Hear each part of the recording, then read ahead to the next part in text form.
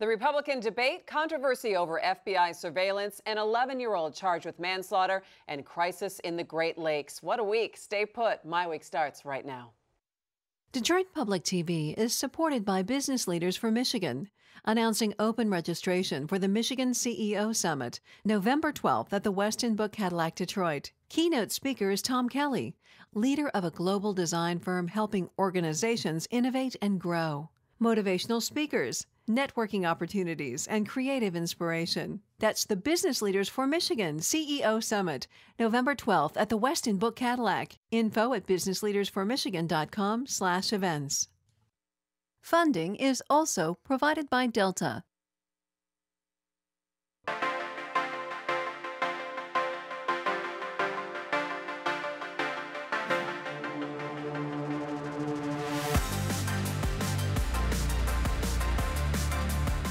Hi there and welcome to MiWeek. I'm Christy McDonald. Thanks so much for joining us. A lot to cover tonight as we hit stories from around the state, but we're going to start national with what is sure to be one of the most watched debates. In just hours, 10 Republicans slug it out on stage in Cleveland in the first of several debates for GOP presidential hopefuls.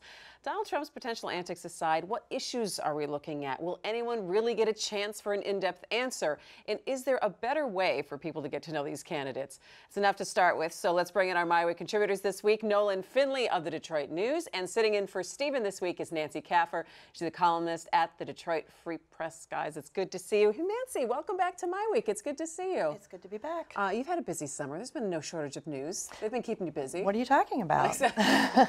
All right, so let's jump right on in. And Nolan, I'm going to start with you. I mean, the anticipation for this debate has been on overdrive, and you can't turn on a cable channel or a news channel without hearing something about Trump, blah, blah, blah, debate. What do you think we're actually going to see here? Well, for Republicans, it's the blessing and curse of Donald Trump. If Donald Trump weren't with such a spectacle, I think there wouldn't be this kind of anticipation for tonight's debate, and I think the ratings would be about half of what you'd expect. And you know, the downside of that is he's most likely going to dominate the show. It would be very shocking to me if you didn't see this as sort of a Donald Trump performance. And he'll be all over the stage and shouting and insulting and doing what Donald Trump does. And I think everybody else will be following his lead. All right, what are you looking for, Nancy? So first of all, I don't feel like we should call these things debates, because in the sense of what a debate is actually supposed to be, none of these presidential debates are. They're sound bites and zingers is what they are. There's really, I don't think, it's not a format that allows for any kind of substantive discussion of the issues. You have 10 people, 2 hours. I think it's going to go one of two ways. I think it's either going to be a complete circus, everybody trying to outshout each other, or it's going to be the most boring, staid thing you've ever seen as Donald Trump tries to present a more presidential side, and everybody else just tries to not crash and burn. All right, so if it's just sound bites and zingers, then, Nolan, let me ask you, what kind of issues should be coming up at this debate? What do you think are the topics that they're going to at least try and hit? And as a moderator, I'm glad I'm not moderating this thing. Well, I mean, they should be talking about growth. They should be talking about jump-starting this economy, putting us in a little higher gear in terms of job creation, development. They should be talking about trusting government. I think one of the reasons Donald Trump is gaining such attention is because people aren't really impressed with their current batch of politicians and leadership, and there's sort of a leadership crisis in the country now, and they should be showing what they can do to be stronger leaders and leaders that the people can trust. And you know, for better or worse, with Donald Trump, people perceive him as a guy who sort of is above politics and will tell it like it is. The emails I've been getting this morning, we wrote an editorial saying, you know, it's time to put an end to this sideshow. And the pushback we're getting this morning or today is, well, yeah, you don't like Donald Trump because he's not part of the establishment. He pushes back. And I think that's a real issue these sort of bland candidates are going to have to grapple with. Do you think it's really resonating with people, Nancy? I think that a lot of mainstream Republicans have spent the last 10, 15, however many years trying to convince people that they shouldn't trust the government, and they seem to be surprised that it worked. And it seems like they want to be like, no, no, no, except me. Because the haste with which establishment Republicans are backing away from Donald Trump and the complete lack of concern among people who like Donald Trump about what establishment Republicans think about him. The stuff that he's done that conventional wisdom says should have tanked him, like mocking John McCain's having been a prisoner of war. Conventional wisdom would say that's political poison for anyone who talks about a veteran like that. It did not seem to have hurt him at all. I mean, he's capitalizing on a lot of this sentiment that's been built up by some members of his party who didn't seem to understand that this would maybe have a negative impact on them. What does this say on the whole, Nolan, about where the Republican Party is right now and what they stand for? Well, I think it says much more about the Republican Party than it does as the nation as a whole. If you look on the other side of the aisle, you've got Hillary Clinton plummeting in the polls, while Bernie Sanders, a socialist from Vermont who has these bizarre economic positions and across the board, these hard left positions, he's got the same percentage of Democratic support that Trump has Republican support. So I think you're seeing in both parties, you're seeing a large element. You can't call 25% a fringe, sort of going to the extremes, and I think it reflects a dissatisfaction, and that shows up in polls. 2/3 of the country think we're on the wrong track and are looking for something different, and they're not seeing much different in the mainstream candidates. Well, I think the other thing it reflects is that we've been talking about this presidential election for, by the time it happens, 2 years, and we're analyzing trends that are happening now as though they mean something. The Wall Street Journal, I think, this week confidently declared that a new poll indicated that Hillary Clinton had lost white female voters in an election that's not going to happen for 14 months. I mean, focusing on any trend that's happening now as though it's really going to connect to stuff next November. I mean, we need something to talk about if we're going to talk about this election for 2 years before it happens. And so we get kind of too into reading the tea leaves when half the people who have their name in the mix now are going to flame out in the next 6 months. We're going to see a very different field a year from now, or I guess 6 months from now. Meanwhile, in Canada, Harper dissolved the government, called new parliamentary elections. It'll be held in 90 days. They have only 3 months of campaigning to look forward to, where we get sort of nonstop campaigning. I want us all in the media to take a pact to not talk about this stuff till January 5th, the year of the election. But wouldn't it be nice if it did? Well, it would be nice if it did. And so where does that conversation start? Because it feels like if this is the cycle, or the media cycle and the election cycle this time around, where are we going to be even 4 years from now? I mean, is it going to start to back up? We're 2.5 years out, you're looking at things. We're probably going to start talking about the 2020 election on the day after the 2016 election. And does that feed into the cycle, though? Because if you're already starting to campaign 2.5 years out from something, and then you really can't get much done because you're already in that cycle of trying to get reelected, does that then feed back to the whole premise of people saying, I can't stand government anymore because they don't do anything and they're not very effective? Are we kind of spinning or making our own wheel here? I mean, but this is what we're stuck with. Nothing. It's not going to change. I mean, ideally, you would perhaps go to a single 6-year term for a president, so the president doesn't have to, Whoa, Nolan's changing the rules now. And start, campaigning almost right away, and always be mindful of the electorate. But it's not going to happen. This is what we have now, and it's become politicking has become such big business, and we're going to see $3-4 billion spent on this presidential race. It takes a long time to raise that kind of money. And I think that's an important piece of it, though, is that when you stretch it out to 2.5 years, you can do that because there's more money, because in part of the Citizens United Supreme Court ruling that changed the way we fund elections. This is only possible because you have these large sums of money coming into elections that wasn't there before. And large sums of money from a very small amount of people, yes, which is also the interesting thing here. All right, to kind of wrap up the debate conversation, what do the Republicans, do you think, Nancy, need to show with this debate? I think that everyone who's not Donald Trump needs to avoid getting taken down by Donald Trump, mostly. I mean, the last thing you want is to be a laughingstock. Rick Perry tried to call Donald Trump out on something, and it completely backfired on him on Twitter, and now he's in the lower tier. He's in the first debate. He's in the D ladder in the squash team at this point. So it's I don't know. That's not to get made into a punchline, I think. Is what would you say? If they all focus on Trump, if they all aim their guns at Trump, then he goes up 10, 15 points in the polls tomorrow. I think you've got to talk about yourself, present some. The one thing Donald Trump doesn't have is credible ideas for running the government, for leading the nation. And I think they each need to present themselves as passionate, competent leaders, because I think that's what America is looking for. And they've got to also present themselves as somebody who's not timid, not afraid to take a risk, not afraid to sort of step out and get out of their safe zones. All right, we'll be watching tonight. Now to a controversy involving the FBI and the Arab community in southeast Michigan. An FBI surveillance plane has flown at least 7 times recently over Metro Detroit and 2 times last weekend over Dearborn. Now, the FBI says they're not looking at terrorist threats or targeting communities, but didn't give any specifics about the flight.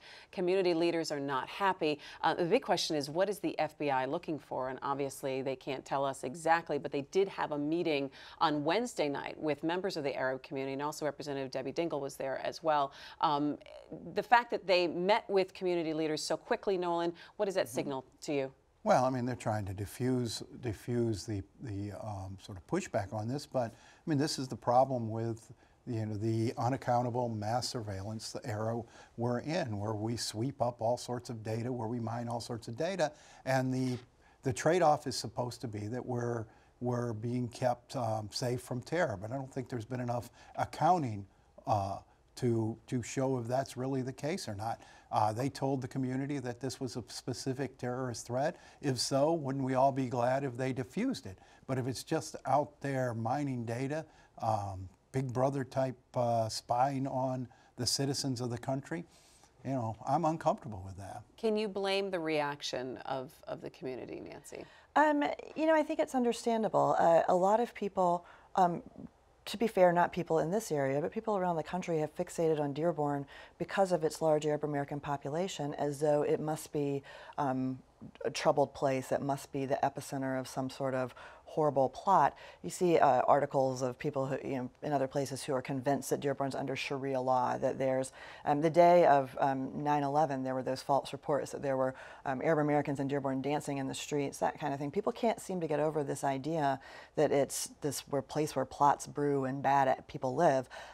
So yeah, I mean, I feel like if you're a member of that community, that's not a great situation to live under, and this kind of thing has the potential to reinforce that perception or make you feel more singled out or targeted in a way that's not consistent with what the reality of the city of Dearborn is. At the same time, the FBI and all Homeland Security dealing with a very difficult threat now and a very new type of challenge in this ongoing war on terror, and that's the radicalization of individuals. So it's not necessarily terror threats coming from an organized plot within a group of people in a specific geographic area, but individuals being radicalized on the internet. And I think they're grappling on how to get a hold of that. You saw the incident in Chattanooga. I mean, how do you get in front of those kind of things? And I don't think they know the answer to that yet. Well, and what concerns me is you were mentioning the data mining and sweeping up huge amounts of information. When you read about the conditions and the intelligence situation that led up to 9/11, the problem wasn't that they didn't have information. They had tons of information. They had all the information they needed to connect the dots on what was happening, is that they weren't using it properly. The agencies weren't talking to each other.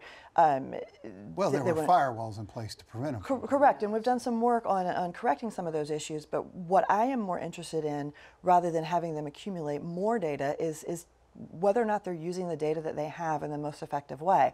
Because you can have all the data in the world, and if you're not analyzing it and putting it together in proper ways, it's not going to do any good for you. I think it's interesting. The FBI said, look, there is no credible or specific threat that they were able to share about this area right now. And then they said that they are not targeting a specific group. Do you think, Nolan, the fact that the Arab community in the papers today said, you know what, we're pretty satisfied with what the FBI had to tell us at this meeting last night, a new era of understanding between the feds and the community? Well, I think they're trying to do a better job of communicating. That's always helpful. They seem to have pretty good relationships now. But, again, I don't know what the tactic they employ will be to guard against this sort of internet radicalization. That's not located in any specific geographic area. All right, last word on this, Nancy. This has been an ongoing outreach by the federal government since 9/11 to connect with the community. After 9/11, the U.S. Attorney had meetings in Dearborn to talk about, people could talk about hate crimes or issues they had. There was a community effort with, I think, the Arab American Anti-Discrimination Committee to try to make ties in the community so people felt comfortable with the FBI. I mean, this has been an ongoing effort for 14 years now, and it's good that they're able to have these connections and talk about concerns, but obviously there's some disconnect here between what the FBI is saying and what happened. All right, it's time now for some quick headlines.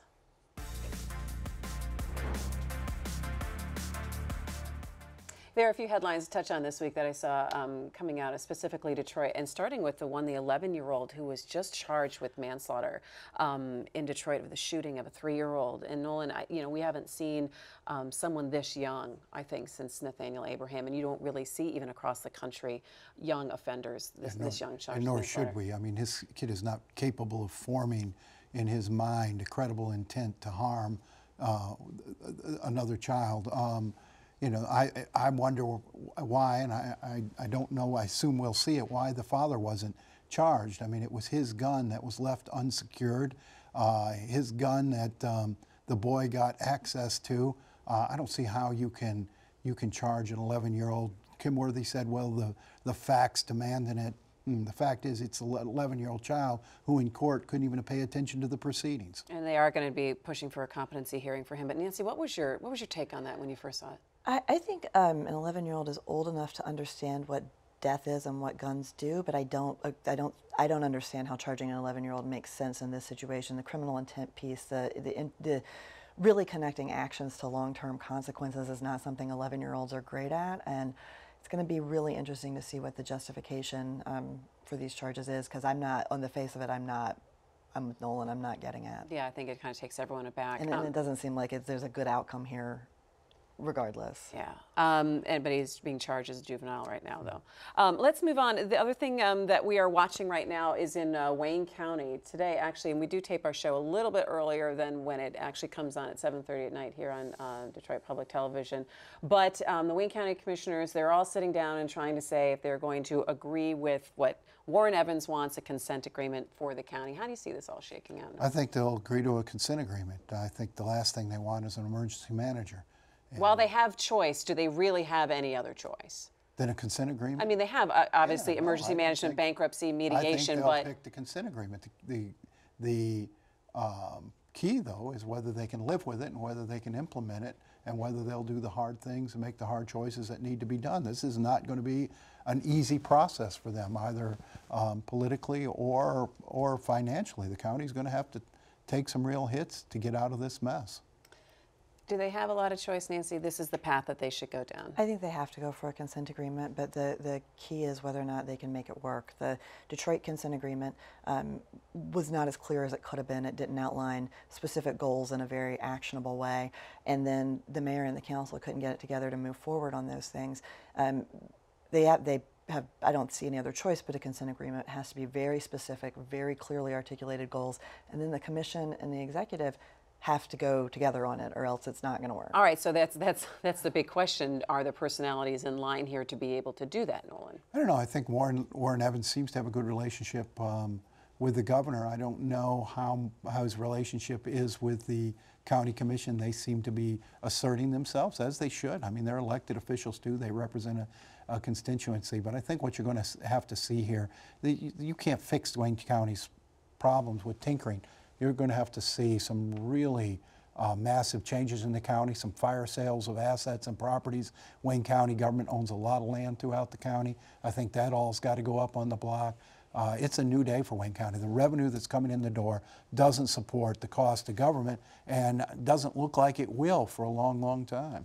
Do you think, were you surprised by the swiftness of Warren Evans' actions since he got into office in January? No, I mean, I don't really see there's any way around it. Their pension system is like 45% funded. Everybody is freaking out because Detroit's was in the 60%. So, I mean, 47 or 46 or wherever that's not okay.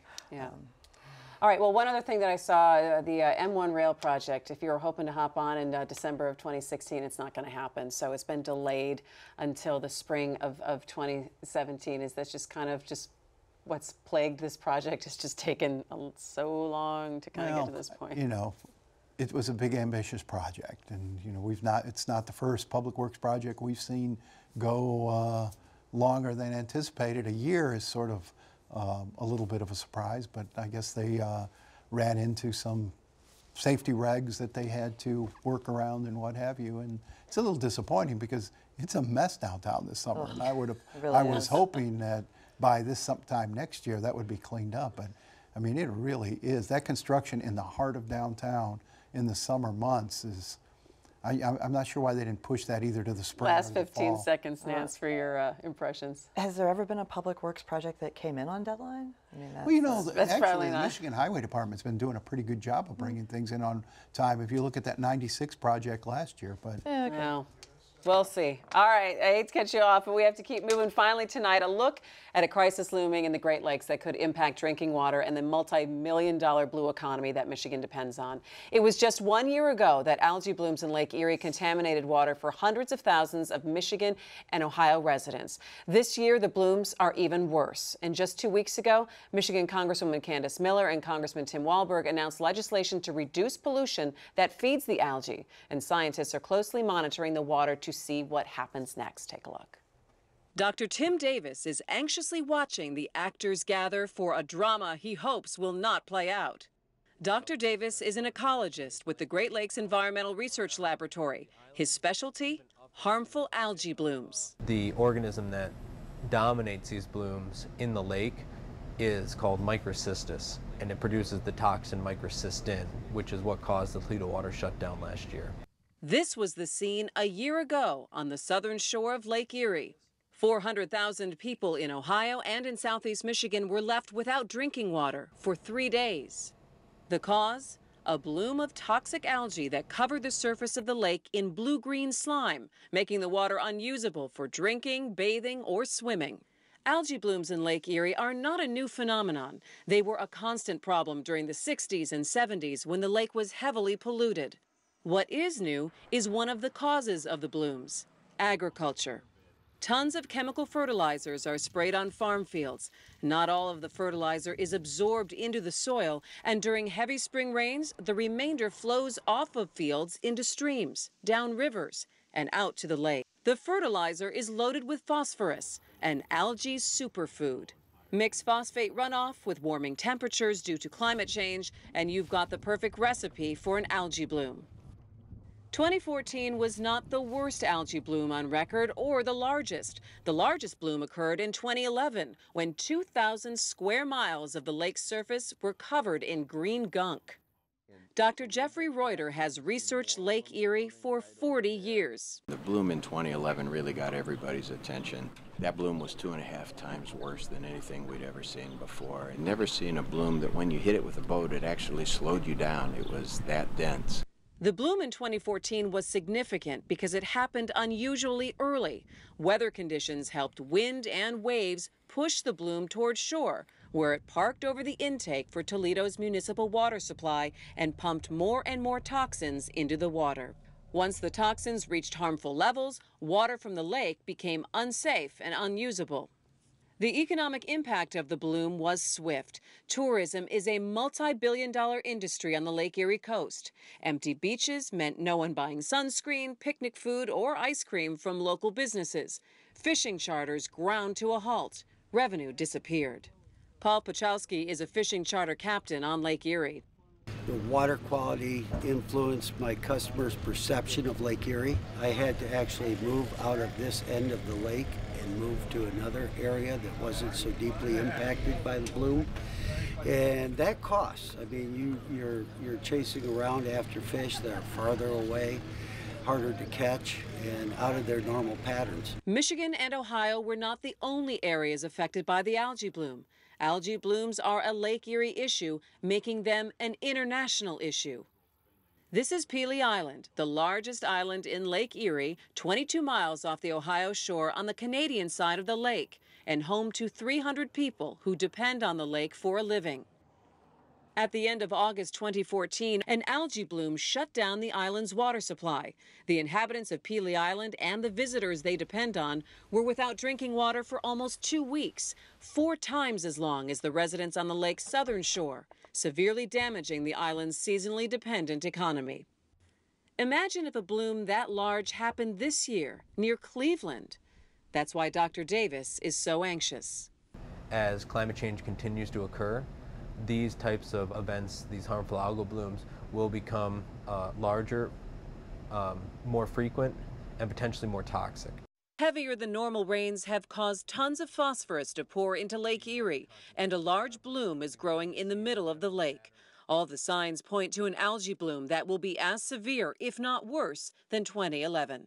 We hope there is not going to be another water crisis, but it's hard to tell at this point. And here at Detroit Public TV, we've done extensive reporting on the algae crisis through our Great Lakes Now coverage, including reports for the PBS NewsHour. So make sure you head to MiWeek.org. We're going to have a link for those stories there. And that's going to do it for MiWeek. Thanks so much for joining us. A big thanks to Nancy Kaffer for sitting in on the show tonight. Find us on Facebook, Twitter. Tell us what you think and things you'd like to talk about. For all of us at Detroit Public TV, I'm Christy McDonald. We'll see you next week. Take care.